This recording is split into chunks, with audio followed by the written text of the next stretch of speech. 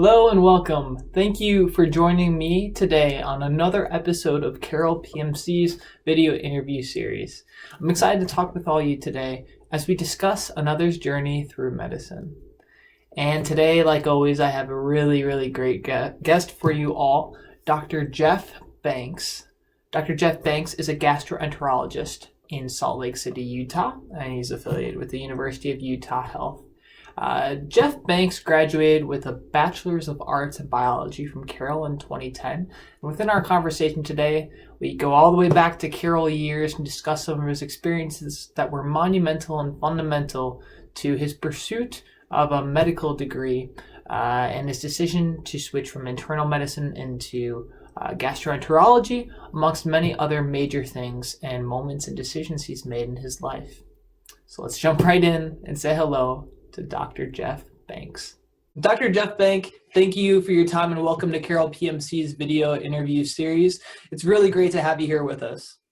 Cool. Great to be here. Thanks for having me, Andrew. Yeah. When did you realize you wanted to become a physician?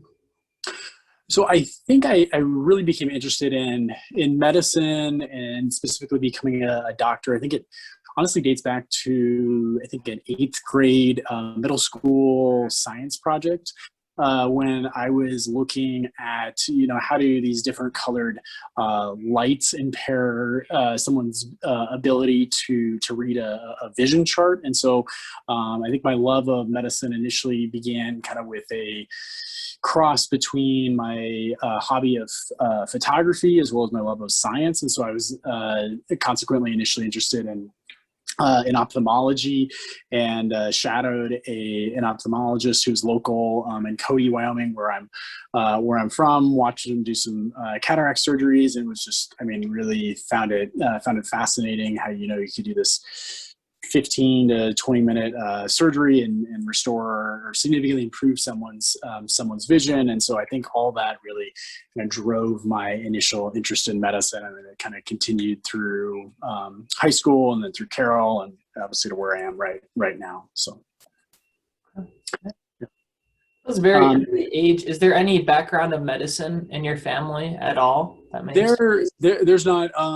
Well, I guess my parents are both business people. My dad owned McDonald's growing up, so I started working there at age 14 and kind of learning the value of the dollar. I have a couple uncles and a cousin who are physicians, but really, my parents, I think, still. I'm trying to improve their health literacy as a physician. So I would say not as much, but in undergrad, I did get to shadow both of my uncles who are physicians. One's a radiation oncologist in Lincoln, Nebraska, and the other one is now a retired anesthesiologist who was in Lincoln as well. So that's kind of just, the shadowing, I think is great to really see kind of what is the day-to-day life like of being a physician. And I think that, it varies across so many different specialties that I think, if that you're interested in the sciences or in medicine, that I think you can find a home kind of within medicine, or you can make it what you want out of that career. So, and I've loved it. So, yeah. I always ask that because as children, we're so receptive to our environments, and especially our parents as well. And so we have members of our club that some have both parents as doctors, and some have a CC of medicine in their family. I am the latter case. There is no medicine in my family, except I think a third cousin's a nurse. And I think it's what drives a lot of us to places like Carroll or undergraduate institutions or medical institutions that really are symbols of medicine and pre-med, which Carroll is quite known for and is quite fitting for as a private, small liberal arts education. That's usually the things that a lot of resources push and support for medical school matriculants. A lot of matriculants are from colleges like Carroll, and so yeah. Yeah, I am. I'm very grateful to. I mean, I went to Carroll as a pre med, and because of the pre med biology science reputation, and I'm very happy that I did. I thank Carroll for getting me on my jump start in medicine, as well as all the fantastic professors there at Carroll. So. Right, yeah, and that's an excellent segue because for many of us at Carroll, experiences during undergrad have been instrumental to who we are and where we're headed. And I understand you received your Bachelor of Arts in Biology at Carroll in 2010. I'm curious Yes. what your undergraduate years taught you. Yeah, so first of all, I mean, I loved my time at Carroll, and cherish those memories, and still have many friends who I correspond with on at least a weekly basis from Carroll. And so I think first it's the value of friendship and being, I guess, collegial. And I mean, if you're working with your lab partner, or you're doing long hours studying in the library for the next biology or chemistry test. I think what it taught me was the value of hard work, and really, I guess, having a thorough understanding of concepts, so that you can then be able to teach them to your own classmates, or to future patients. I really enjoyed the small class size at Carroll that really allowed you to just go walk into your professor's office with questions. I can remember going into Doc Salziter's office, or Dr. Geiger, Dr. Hoket, and asking them questions for exams. And everyone's very open, that just kind of open door, friendly policy that I know everyone knows there.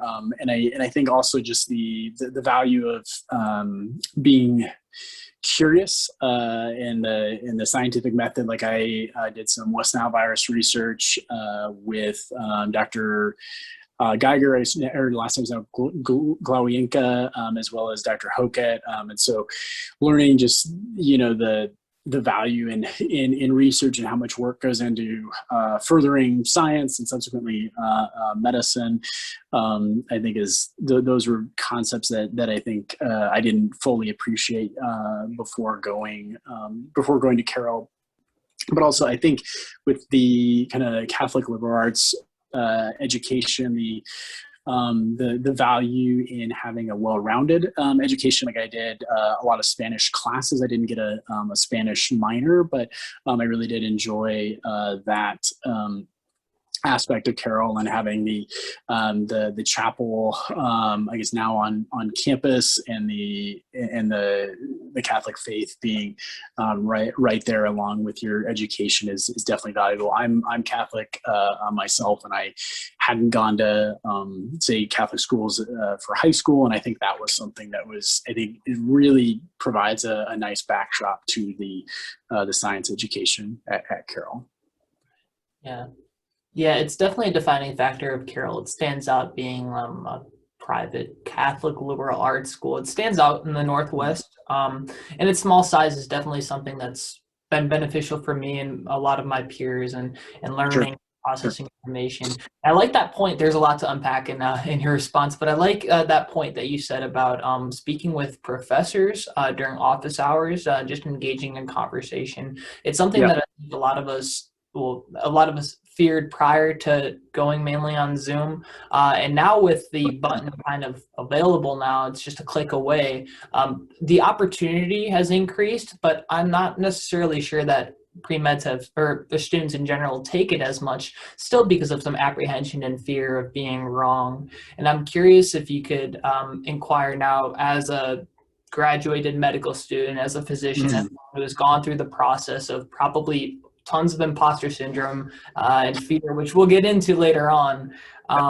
Why is it beneficial and essential to foster those connections with your professors early on through office hours? I think that comfort with being wrong or not knowing everything is something that, I mean, in medicine, you're never going to know everything. There's always new knowledge to be gained. You're always, you're always a student. You're always reading and learning more. And so I think that you're like, as far as that connection with your professors, it's you're looking for mentorship. I'd say first of all, and to be able to develop just a general thought process as far as how to think about concepts, and then where do you go to find out further information that is, both reliable and trustworthy. Just going back to that kind of scientific process, and so I think that was very valuable, because we all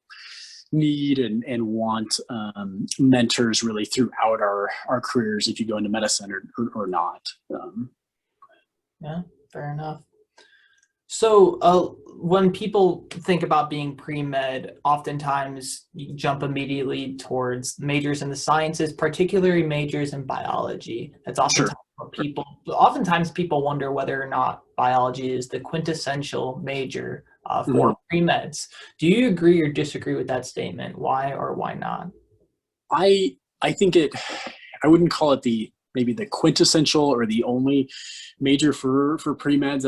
I majored in biology, and I think that it is, kind of by virtue of, you're taking so many of these classes in the sciences, that it almost just kind of lends itself to that. Either kind of biology, chemistry, biochemistry, some combination thereof. But I don't think that it's the only major for going to medical school. And I know, I have say future partners at my GI group, one who was an English major in undergrad, and I think that's something that would be valuable as far as how you communicate in the chart and documentation and communicating with patients. So I think that although biology is maybe say the easiest route to get to the pre-med, I don't think it's the only way. And if you major in Spanish or business, I think that all of those kind of majors have a place in medicine. If you know how to speak fluent Spanish, everybody's gonna that's gonna serve you well in a medical career. If you know the business aspect of medicine, like that's also gonna serve you well. I've been trying to improve both of my skills in those areas, and doing say one more semester of physical chemistry may not have served me in that same capacity. No offense to the chemists out there. So, oh yeah, don't worry. I'm with you with the physical chemistry. yeah, and I didn't take it at Carroll. But right, yeah. And I think there's two ways to really look at it, because there are certain majors outside of the sciences that help being a pre-med. That supplements it, like Spanish, like you said, and like business. And then there's also majors that, some pre-meds might just like, they're passionate about history, which obviously might benefit you as a doctor anyway, but it might just be something that you're really passionate about. And if you're passionate about medicine in addition to that thing, personally, I think it's a good practice to pursue what you are passionate about, because ultimately the same characteristics that you develop from that are going to be passed on to your passion and pursuit of medicine as well. And I'm with you. I hear doctors all the time. A couple weeks ago, I'm an EMT. A couple weeks ago, I transferred a patient to a doctor who was a zoology major. Cool. Kind of different, kind of out there. But who knows? Like, if that's something you're passionate about, you might as well go for it. It's undergraduate. So.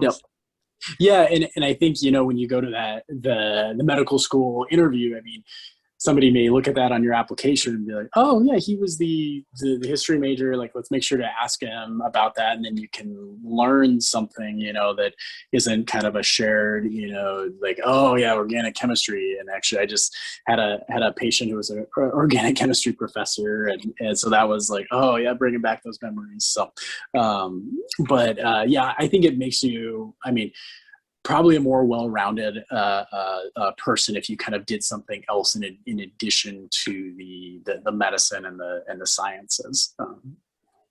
Most definitely. Yeah.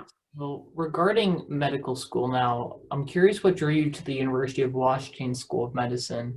I know Sure. in addition, the process of medical school applications takes a year and it's quite complicated and complex, especially in times of COVID-19. This past cycle was a Yeah. doozy. So I'm curious what you believe should factor into choosing a medical school.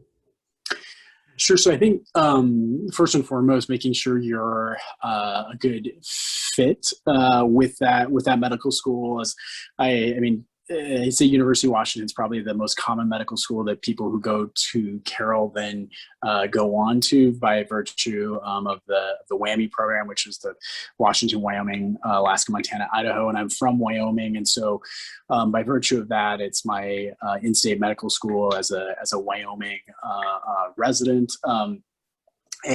So I think for me, I know that, I mean, UW is a great primary care school, and I went into internal medicine from there, which is a very common path. And I know that, I mean, UW also has a great reputation as far as primary care and just their medicine and in general. So I think that you're going to be well prepared to go into really any specialty from UW. And I felt like I definitely was.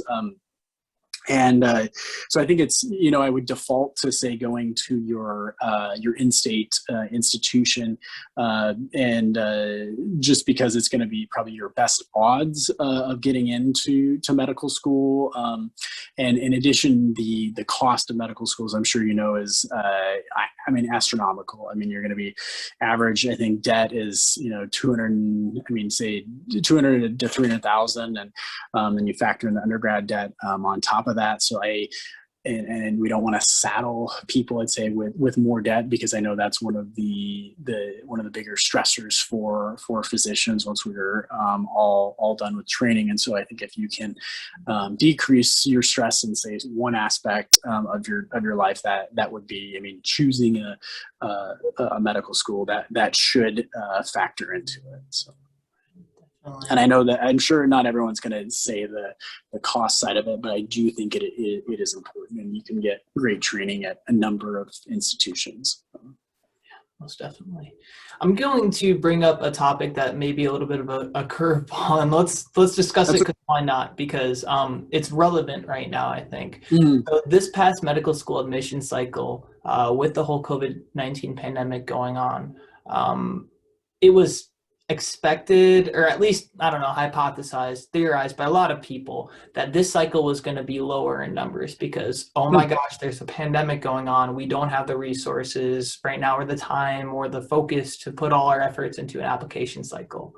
Mm-hmm. I happen to be a person who applied this cycle, so I might be a little biased coming off of this, but ultimately, I think the data came out as something like, it was something about like 20% increase in admissions. It might be up as far as 27%, but don't quote me on that, of admissions. So more than 20% increase in admissions this cycle.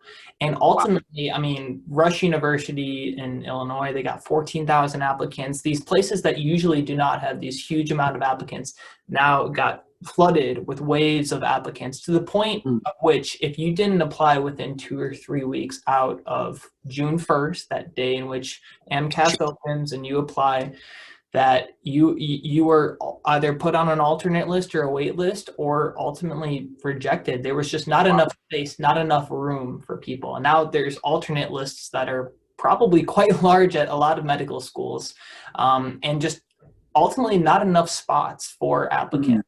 And that's an issue because there's a desperate need for doctors all across the nation, all across the world. But it seems as if there's not enough spots in medical schools. It seems like the class sizes are small enough to where there's just not enough spots for medical students.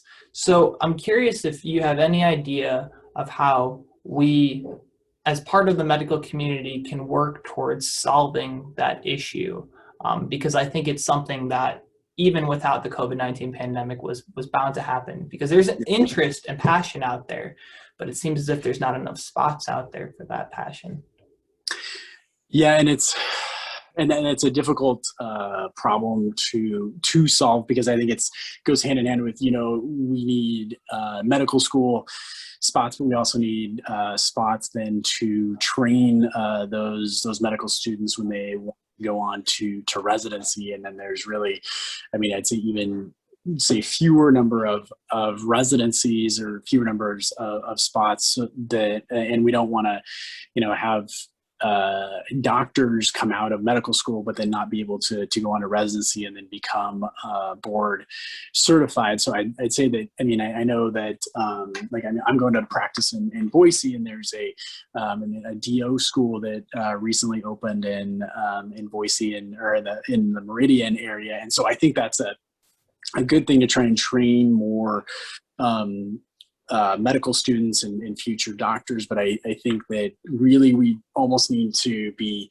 trying to fix the residency problem first, so that we don't have, we have enough resident spots for everybody who wants to go on to residency first, before then we try and then increase our number of medical school spots or availability, because it's the training everybody in, your basic and science and clinical years, as well as having places for people to go and do clinical rotations, say in the community, and then being able to train those people. And I've heard of, people at, say, DO or other schools that maybe can't find clinical rotation spots, which is really unfortunate, and a definite part of the medical, an essential part of the medical school experience. So I guess the short answer to your question is I don't know, but I think it needs to be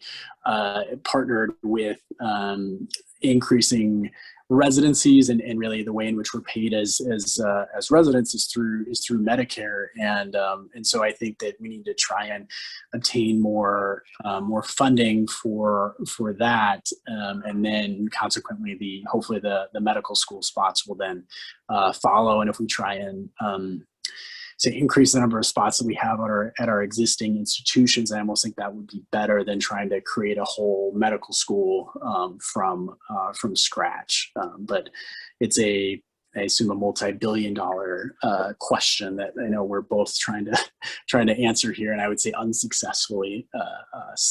But yeah, I don't think the answer is clear to something like that. And that's interesting insight, though. I'm glad I asked you that question, because that's interesting insight from your perspective as like someone who just be completing residency, and looking at it from a residency side too, because that's another thing, like where we need to get over the hurdle of getting into medical schools, but then there's the residency issue.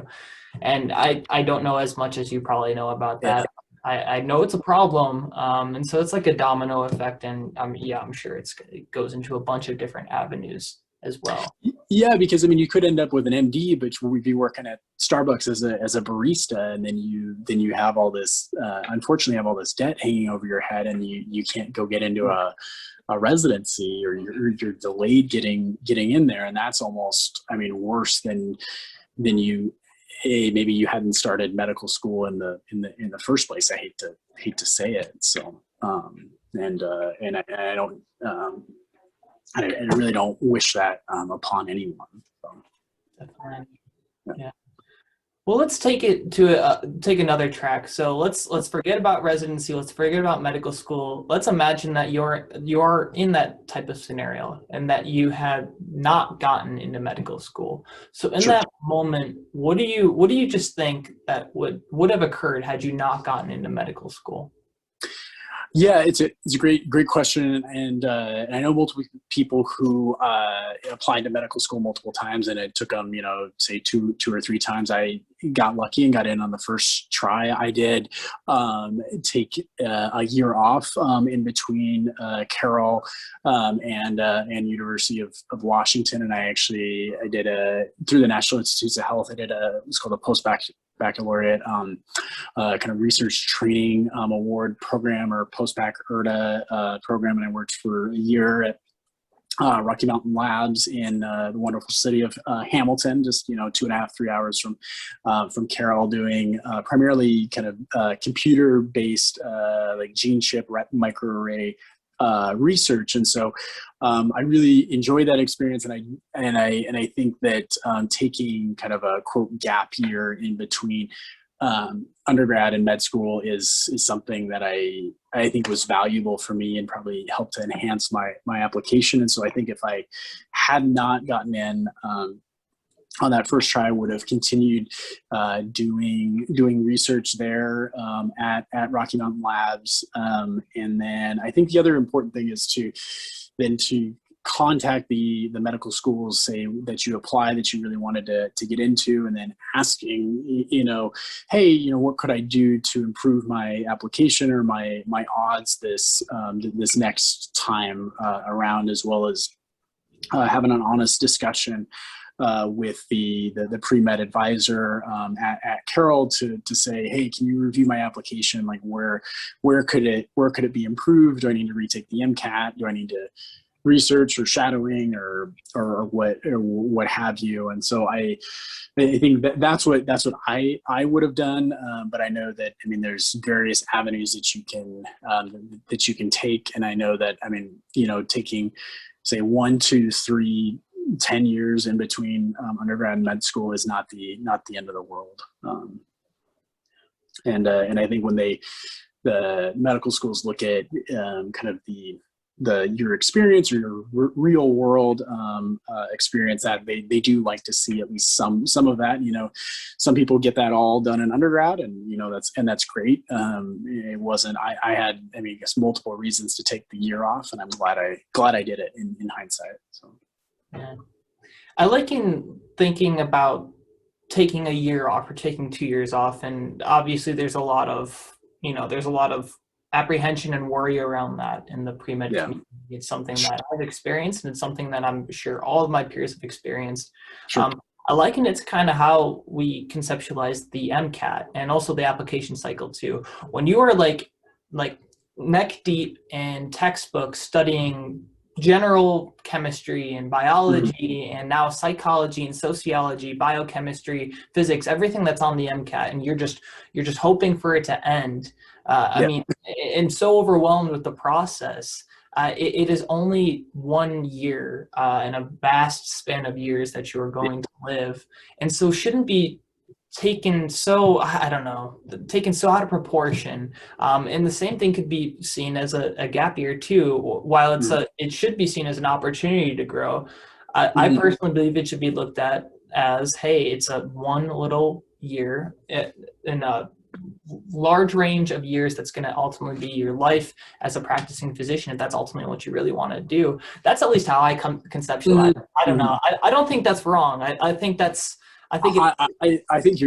you're spot on. Yeah, the for better or for worse, the training in medicine is always measured in years. It's never measured in months. And so like I've been done 6 years of training after medical school, which is a lot, but it's worth it to me. And I think that if you had that one other year, it doesn't. You can look back on that year and be like, hey, I got to live in small town, Hamilton, Montana, and I got to go skiing at Lost Trail, and I had to go visit my then fiance, now wife, Natalie, who I met at Carroll. And so, you get some that kind of like a breather, I guess in a sense, which is really, it's nice.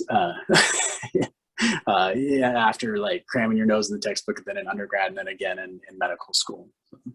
Most definitely. Yeah. And Hamilton is quite an interesting place. I've never been there, but I've heard about Lost Trails, and I'm a boarder myself, not a skier, but I've heard some things about it. So if anything, an additional year, an additional gap year, I think it'd be pretty sweet to spend in Montana, as is anyway. So another year in Montana is not bad. Yeah, and I think try and make your gap year, valuable. But I know people who were, one of my current co-fellows. She was basically a ski bum for 2 to 3 years, or people are bartenders, or but I think they're still getting some kind of medical experience in there as well. But it is what you make of it. Well said. So let's get back to you now. So you completed your residency training in internal medicine in 2018 and are almost complete with your fellowship training in gastroenterology right now. Yeah. Two different, they're seemingly two different fields. So I'm curious, describe your experiences in medical school that led you to take this educational path into this specialty separate from internal medicine. Sure. Yeah. Great question. So I think I started with my kind of journey in medicine, and I was looking at ophthalmology, and then how did you end up in GI or gastroenterology? And so it was during my sophomore year at Carroll that I was diagnosed with Crohn's disease, and which was, I mean, a big life change, and I guess not something I would wish on anybody else. But I think it's really kind of shaped my interest in medicine, as well as, I mean, I guess playing the dual role, being both a patient and a physician. And so that was kind of initially what sparked my interest in GI, was my own just kind of experience with it and my own disease, and then finally feeling better after 2-3 years of initially struggling with Crohn's while I was at Carroll, and so then after that, and kind of shadowing and interacting with multiple gastroenterologists, I probably had 7 different gastroenterologists take care of me by this point. I realized that, like, just personality wise, that I really seemed to fit with them, or these are, quote, kind of my people, and shared the same kind of terrible sense of humor, and as well as, I really like the pathophysiology and of GI, and and being able to do procedures. So I think kind of going through medical school, like, the internal medicine is kind of a specialty for people who don't really know what they want to go into, but they know they don't want to do pediatrics, or maybe don't want to do surgery. And so I kind of went into internal medicine knowing that I wanted to do GI, and then thereafter I did research while I was an internal medicine resident, and then now then got into GI fellowship, and here I am. And so I've really enjoyed the training here in Utah. Found it valuable, and I think that GI, I mean, just from my own, I'd say, personal experience, has really drawn me in. So. Right. It's a really excellent way to, I guess, internalize and turn something was probably so negative into something that was a positive motivation for your life. Yeah. I wanted to give back, I guess, to future patients, and it's been seeing someone kind of go like, "Oh, wait, when I say, yeah, I have this too," and they kind of go, "Oh, well, all right, well, I guess maybe you get it, or you get it to some degree." So it's fun, or I've had more than my fair share of colonoscopies, and so I can. You relate to patients on that level as well. So. Right. That's exactly what I was about to bring up, and that, like, what a perfect way to resonate with patients. And I mean, I've shadowed an internal med doc before, and so I've been in before the procedure room and after the procedure room of colonoscopies, and it's really important to have a sense of humor that's appropriate, a sense of warm presence and talkative manner, because that ultimately helps the better patient outcome and better patient encounter, and it just makes it seem like the patient what would otherwise be an uncomfortable, unwanted experience turns into something that's at least a little more bearable. So yeah, you have to, I mean, because people are, they're nervous, say their parent had colon cancer, and obviously they're concerned about their risk for colon cancer. What is this blood in my stools? Like, what does this mean? What could it be? And so they, Google those things. And so I think trying to, hopefully set patients at ease but by the same token, you're using a kind of a scope with a camera to go in and take a look at their entire colon. Like, it's kind of a weird day job. And so you need to be able to kind of break the ice somewhat, but then also, illustrate the importance of getting this done, because really, I mean, for colon cancer screening, we're only screening about 2/3 of adults. And so we want to make sure that it's as comfortable as it can be. So. Speaking to your residency and fellowship training a little bit more, it was completed at the University of Utah. And the admissions dean said something that I think with the sole quote, it might be taken out of context. So the quote that I didn't fully write out was, "We can fill an entire class with perfect MCATs and GPAs." And that was spoken in context to the fact that each candidate is unique, and there's always going to be the perfect MCATs and the perfect GPAs. But they're looking for unique people with different experiences, with different passions, with different interests, with different backgrounds to sort of build a class, not just fill up a class. There's always going to be the straight A students out there, but they might be robots. So I was curious if you could interpret this in the eyes of U of U's, which is a really cool name, by the way.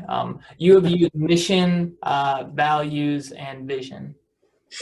Yeah, and I think it's and I think really, I mean, I'd say any admission dean could fill an entire class with, people with perfect MCATs and GPAs. And obviously, I was not one of those people. My MCAT was say average, and I had a good GPA coming from Carroll. But I think that when you say they want to kind of fill it with like a well-rounded group, and you want your physician to hopefully be able to relate to your average person and have some life experience, not just be able to just describe the Krebs cycle in detail or something like that doesn't relate to your plumber or your carpenter who's coming in to see you, and so I think that when you are applying for medical school, like really spending some time to go through your personal statement and genuinely make it an impactful piece of writing. Kind of, I think I employed some of there's a writing service or editing service at Carroll to look at my grammar, or have somebody who's an English major look at that, because you really don't want to write it from just a science kind of very black and white point of view. You want to be able to give somebody a hook and pull them into a specific kind of instance of showing like your passion for medicine, that then can when someone actually reads that, when they're reviewing your application, they can say, "Oh, wow, this guy, he gets it." Say, you saw a patient like helping out as an EMT, and this patient really stuck out to you for XYZ reasons, and then kind of bringing that patient's presentation to life in your personal statement would be something that you could consider doing. And I've talked about having Crohn's and I guess multiple personal statements now throughout my medical career, and then I think then also being able to then when you actually go in for your interview for medical school, being able to really have a palpable passion and sense for kind of what does medicine really mean for you, that you could go and choose to be a hedge fund manager on Wall Street and make money, but why do you want to go and use the rest of your 20s to go through your medical career, and why is medical school the exactly what you want to do, not being a nurse or a PA or an NP or something, RT, anything within medicine. Like, why is it specifically being a physician? And so I think those are the things that really need to come across in your application, because I think the GPA and the MCAT are just kind of, I would say metrics that are important, but I'd say they're kind of like just the first bar, just the first hurdle, and there should be many more hurdles for you to clear before you get into medical school. Yeah, that was well said. Yeah, the personal statement's a beast to tackle, but within it, you can really explain what that seed was, or what really, I mean, however you look at who you are and who you become in life. I mean, the layers of your life that evolved you, the evolutions that you went through to get to the point or the decision of becoming a physician, knowing that it's right for you. And it is something that we still have. We have a writing center here at Carroll, and Oh, okay. every time this comes up, I'd say his name, Jeff Morris. Please email him. He's got a lot of students that also work at the Writing Center as well. They help with personal statement reviews and ensuring that you're coming across professional and not unprofessional, which is very easy to do actually without even knowing it. So definitely check them out. They're a great, excellent, free resource here at Carroll for any students. So please check them out. So anyway, now so I'm curious about your specialty in your field now, and I think we've gotten a little taste of it, speaking about your background and what ultimately led you to switch to gastroenterology. But what excites you about internal medicine and gastroenterology? And we've already spoken about when you decided to pursue gastroenterology, but maybe could you describe a little bit of the process about exploring it, the subspecialties that are within it, and ultimately just good characteristics of a gastroenterologist? Sure. Yeah. So I think starting with internal medicine, I think that the people who go into internal medicine like to think through, what's the differential diagnosis, like what all could be going on in this patient who presents with shortness of breath, which is, innumerable different things, and thinking through, how are you going to kind of talk to the patient and intertwine, like, what is your history, your physical exam, your lab tests, imaging, all those kind of diagnostics. And really, I think internal medicine is great because it's so broad, and you can treat so many different things, from like diabetes to high blood pressure to, GI wise, just say heartburn, reflux, or cardiac diseases. And so I think that internal medicine is just a great, nice, broad field. And then going kind of within the different subspecialties within internal medicine, I think that your kind of more common ones are, say, GI, cardiology, and pulmonary critical care, and say oncology. And I think each of those have their own different kind of flavors as far as, how many, like, say, do you want to do something, say, procedural, or kind of, it's not really surgery, like what I do on a daily basis, like upper endoscopies, colonoscopies, for kind of investigation into a variety of GI complaints, or just kind of for regular colon cancer screening, versus, do you want something that's fairly like, are you an adrenaline junkie? Like, do you want to be in the intensive care unit and taking care of patients who are dying and need ventilators and other things? Are you really passionate about cardiology and cardiovascular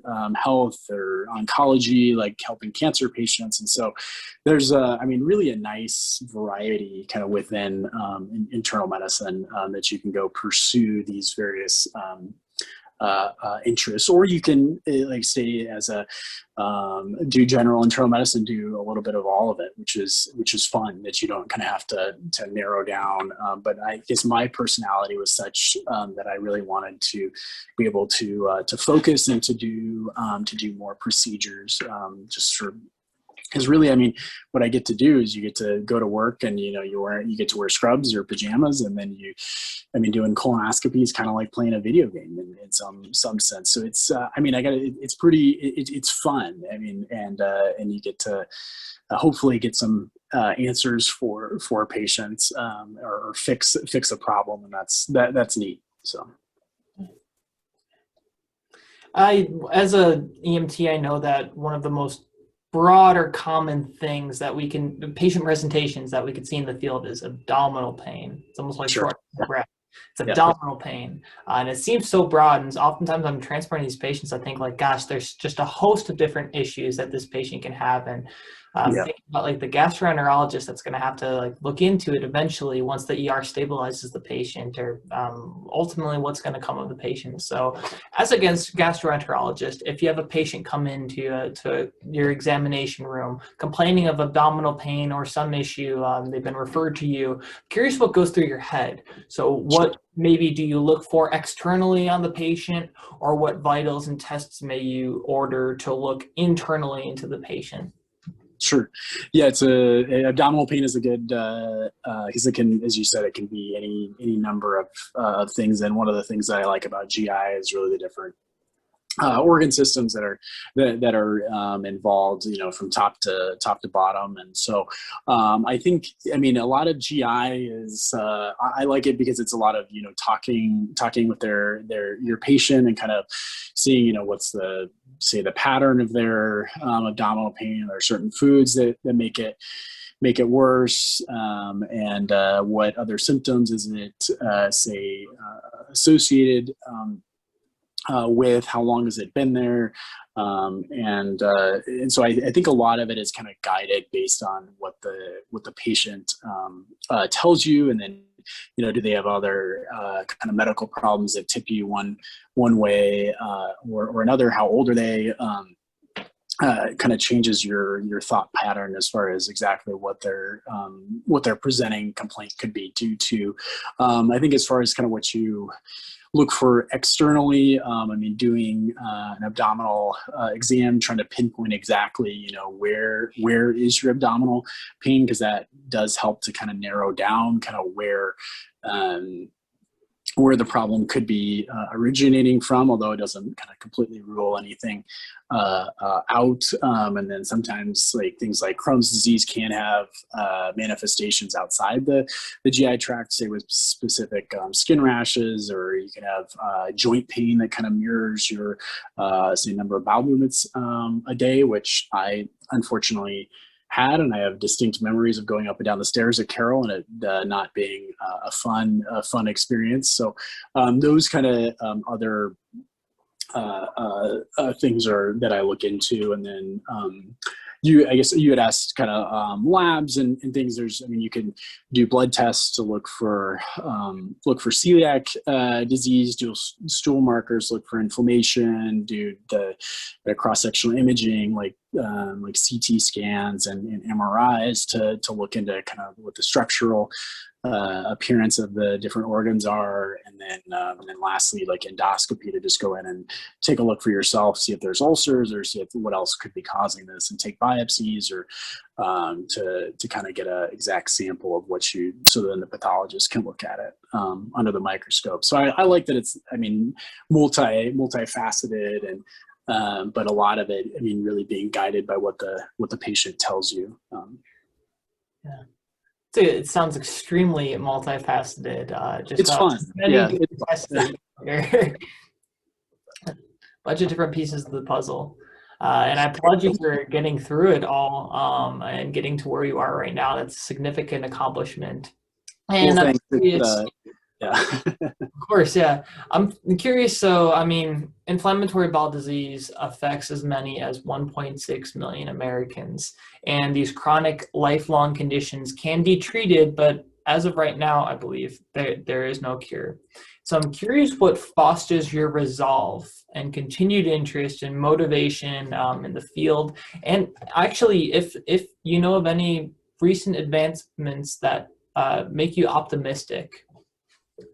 Yeah, so as I said, it's my own kind of personal interest in kind of giving back to the field, and really being able to, see other patients like myself. And then I think, what I tell people when say they see you in clinic or ongoing is really, our goal for you is to lead a normal quality of life, to go and run and do your normal activities and work, and not have to think about where the nearest bathroom is when you go someplace new, which, luckily I don't really have to think about anymore, but definitely was something initially that kind of causes you those mental stressors. And so I think, I mean, IBD is very, very treatable. There's great medications that we have currently, the like kind of biologic medications like the Remicade, Humira, Stelara, and Tibio, like all those medications that you see the advertisements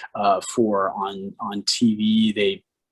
They really do work for patients and significantly improve people's quality of life, including mine. I mean, I really wouldn't be able to have gone, I mean, through the career that I have if it weren't for those kind of biologic medications. So I'm thankful to, all the scientific researchers who helped with those medications. And so I think consequently with those medications, I mean, they need monitoring, and patients need to follow up regularly, and unfortunately get regular colonoscopies like I do myself.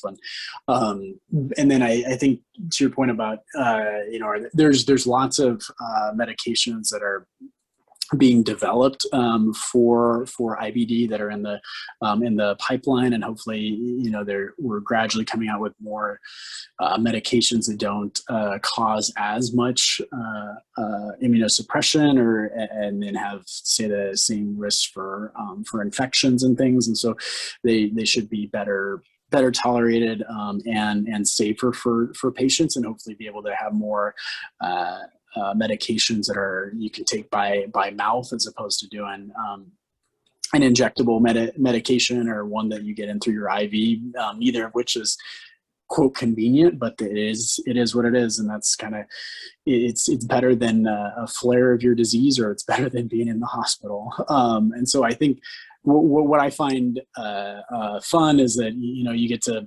manage, see patients, see yourself in a lot of these patients, and make a meaningful impact in their quality of life, and be able to get them back to, being a mom or going back to work, or getting through undergrad. And so that's it's fun, or that part is really rewarding, when you don't have to talk about someone's bowel habits when they come to see you. You can talk about, I just had another kid, or something like that. So yes.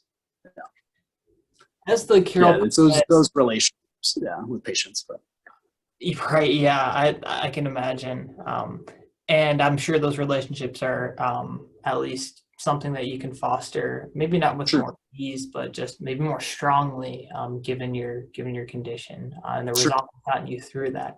And speaking of resolve, as the Carroll pre-med is listening to this and struggling on their journey, and looking for some sort of discipline and persistence, much like what is needed to get through medical school, to push through a less than stellar application cycle to medical school, and to continue to adamantly fight and research for advancements with chronic diseases with no cure, like IBD. Mm-hmm. What final words of wisdom do you have for them? So I think it's worth it. I think it's worth it in the end. The long hours and other things. I'd say if you truly have a passion for medicine and for helping others, I think that the journey is worth it. And I think that thinking about the future patients who you'll help, whether it's people with IBD like myself, or whatever chosen field that you go into, I think that it is worth it after you put the time in. I guess I'm thinking about it in hindsight that I was struggling kind of with active Crohn's disease while going through organic chemistry and the rest of the classes at Carroll, and I think if I can do that and then balance all of this and the long hours, I think most anybody can do it. And I think just kind of taking a step back at the end of the day to kind of re-examine, why do I want to do this as opposed to nothing else, and then kind of making sure that is kind of at the heart of what's driving you to not go to whatever activity with your friends, or missing out on say other events that it's worth it down in the long haul. And with that, we end another episode of Carroll PMC's video interview series and wrap up another story for you guys. I really enjoyed talking with Dr. Banks today. It was a very enjoyable conversation, and I loved how much we touched upon persistence amongst adversity, because trust me, I know this current application cycle, at least the current prospects of pre-meds about getting into medical school and passing the MCAT, as if that wasn't like a big enough issue as is, it's challenging. And ultimately, for all you pre-meds out there, it's going to be difficult in the next coming years, especially to pursue your dreams and become a doctor. However, I think Dr. Banks really touched on an important point in that it is quite easy to turn something that seems fundamentally negative and detrimental to your well-being and turn it into something positive, to use it as an opportunity to build and grow. We learn the most when we're outside of our comfort zone. And ultimately, I think the implications that this worldwide pandemic has had, in addition to some of the other issues that are impacting all of your lives, I think there are things that that can be turned around, that can be looked at. That can be looked at with a different perspective. It can be looked at with a perspective that allows you to grow, that allows you to overcome those challenging times. And so, if anything, let's be like Dr. Banks and let's try and be optimistic given the circumstances. What good has being a pessimist ever done for somebody? Thank you for watching this and taking the time to listen to me today. Hopefully this helped you guys gain some motivation or insight into what it takes to become a successful pre-medical student. And as always, if you have any questions, please feel free to reach out to your Carroll PMC officers, which will be changing soon because junior officers are upon us. Schedule an office hour slot with me on Moodle or consult with Carroll faculty of your choosing. Have a great day, and I'll see you guys next time.